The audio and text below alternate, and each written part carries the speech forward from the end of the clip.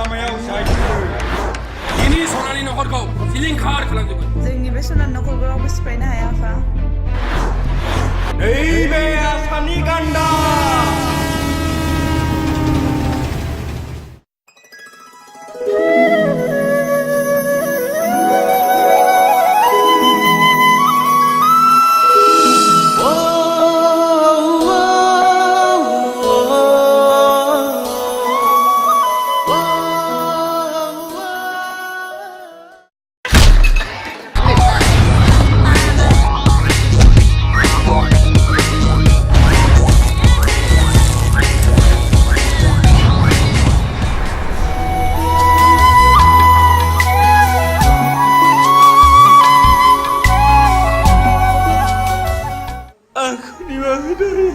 सोमखोरा दानि बे न'निफ्राय ओंखारलांनांगौ